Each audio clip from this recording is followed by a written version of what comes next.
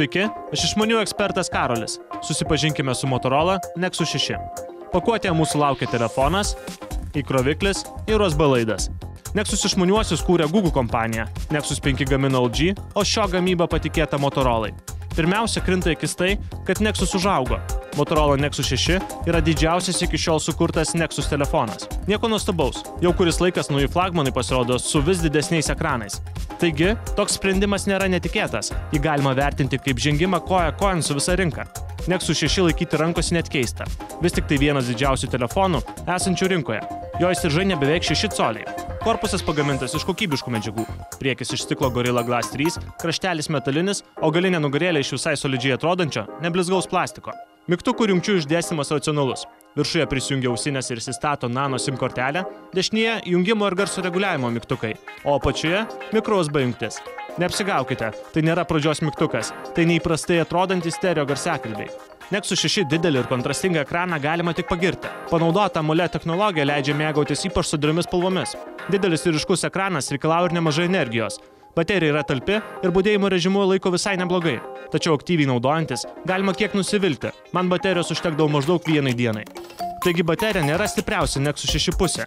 Šią situaciją Motorola sprendžia dviem keliais.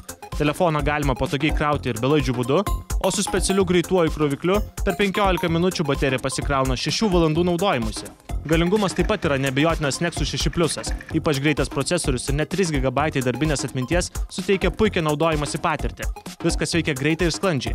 O kartu su dideliu ryškiu ekranu ir minėtais stereo garsiakalbiais Nexus 6 tampa puikiu pramogų draugu. Filmų žiūrėjimui tai turbūt pats tinkamiausias telefonas, kokį tik galima rasti. Šio išmanio savininkui prieinama net apie 26 GB laisvos vietos. Tokiame didelėme kiekyje tilps tikrai ne vienas ir ne 2 filmai.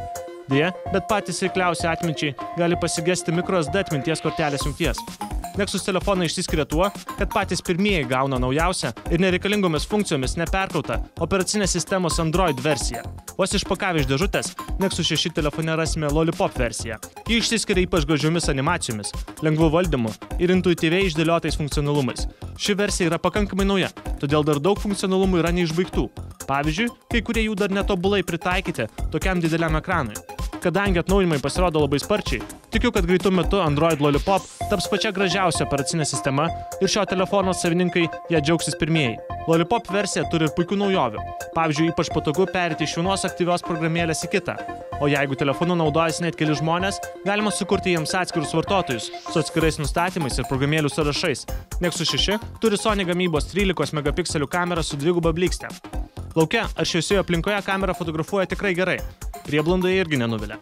Beje, dažnai ženkliai kokybę pagerina HD režimas. Bet svarbiausia tai, kad kameros valdymas labai paprastas ir intuityvus. Mano išvada, Nexus 6 yra kokybiškas išmanusis su ypač dideliu ekranu. Jame įdiegta pati gražiausia ir intuityviausia operacinės sistemos Android versija.